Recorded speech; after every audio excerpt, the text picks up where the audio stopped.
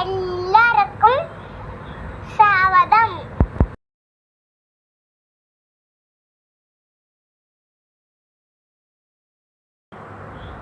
ആദ്യം കപ്പ തൊലി പൊളിച്ച് ചെറിയ കഷ്ണങ്ങളായിട്ട് അരിഞ്ഞ് നന്നായിട്ട് കഴുകി വാരി ഒരു പാത്രത്തിലേക്ക് ഇടുക.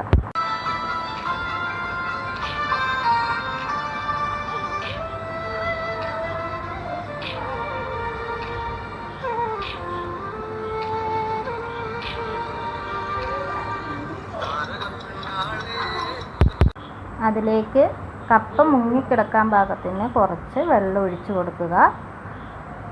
അതിലേക്ക് ഒരു ടീസ്പൂൺ മഞ്ഞൾപ്പൊടിയും ഒരു ടീസ്പൂൺ ആവശ്യത്തിന് ഉപ്പും ചേർത്ത് വയ്ക്കുക.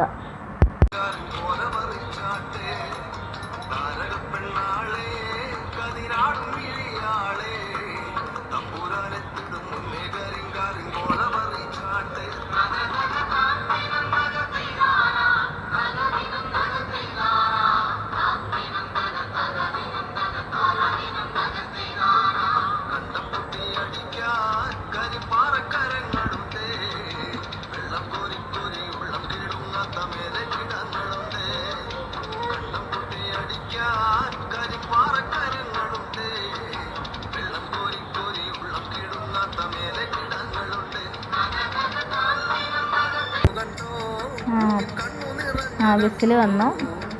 നമുക്കത് ഗ്യാസ് ഓഫാക്കിയിട്ട്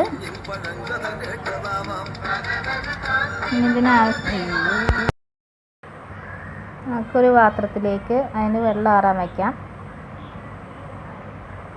ഇനി നമുക്ക് ഇത് ഒലത്തിയെടുക്കാം, കടുക് പൊട്ടിച്ചെടുക്കാം. എണ്ണ ചൂടാക്കി അതിലേക്ക് കടുകിടുക.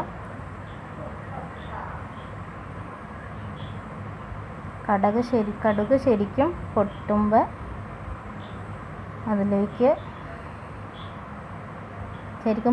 കടുക് ശരിക്കും പൊട്ടിട്ട അതിലേക്ക് ചുവന്നുള്ളി അരിഞ്ഞ് അതിടണം. അത് കഴിഞ്ഞ് കുറച്ച് നേരം വരട്ടിയിട്ട് ശരിക്കും വരട്ടിക്കഴിഞ്ഞ് അതിലേക്ക് വെളുത്തുള്ളിയും ചുവന്നുള്ളിയും കറിവേപ്പിലയും ചേർത്ത് കൊടുക്കാം.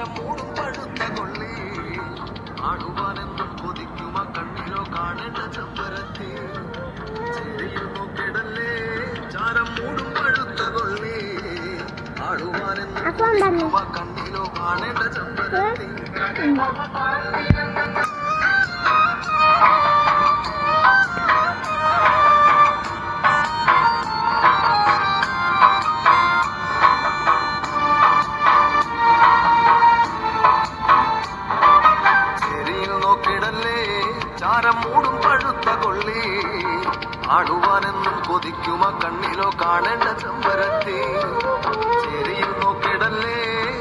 ഇതിലേക്ക് നമുക്ക് വെള്ളമാറ്റിയ കപ്പ ഇതിലേക്ക് ഇടാം. കൊതിക്കുമ കണ്ണിലോ കാണേണ്ട ചെമ്പരത്തി എന്നിട്ട് ശരിക്കും ഇളക്കിയെടുക്കാം.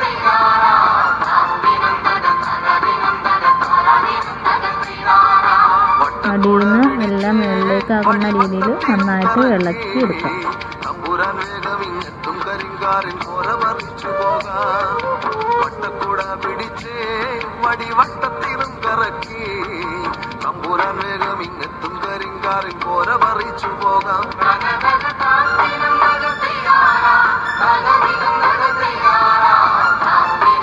അത് ഇളക്കി കഴിഞ്ഞിട്ട് നമ്മൾ തിരണ്ട് വെച്ച തേങ്ങ ഇത്തിരി ജീരകവും ചേർത്ത് ഒതുക്കിയെടുത്തിട്ടുണ്ട്. അത് അതിലേക്ക് മിക്സ് ചെയ്തിടാം.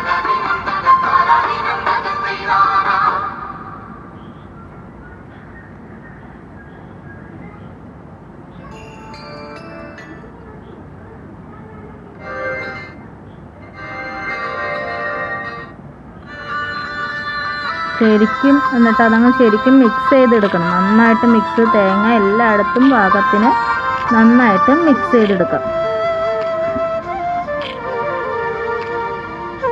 ശരിക്കും മിക്സ് ചെയ്യണം, അടി പിടിക്കാതെ ചെറിയ ഫ്ലെയിമിൽ വെച്ചിട്ട് നന്നായിട്ട് മിക്സ് ചെയ്തെടുക്കണം.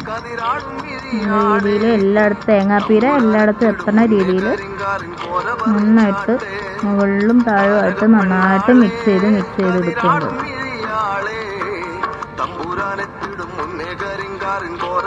ശരിക്കും ഒരു കുറച്ച് നേരം ആവി കയറി കഴിഞ്ഞിട്ട് നമുക്ക് ഇത് ഓഫാക്കി വാങ്ങാം. അപ്പോൾ നമ്മുടെ ഡിഷ് ശരിയായിട്ടുണ്ട്. ഇനി കട്ടൻ ചായയും കൂട്ടി, കട്ടൻ ചായ ഉണ്ടാക്കിയിട്ടുണ്ട്, അതും കൂടി കൂട്ടി നമുക്ക് ഡിഷ് റെഡിയാണ്.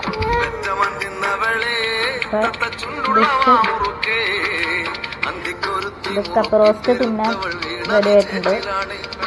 ഈ വീഡിയോ എല്ലാവർക്കും ഇഷ്ടമായെങ്കിൽ ലൈക്ക് ചെയ്യുക, ഷെയർ ചെയ്യുക, കൂടെ സബ്സ്ക്രൈബ് ചെയ്യുക.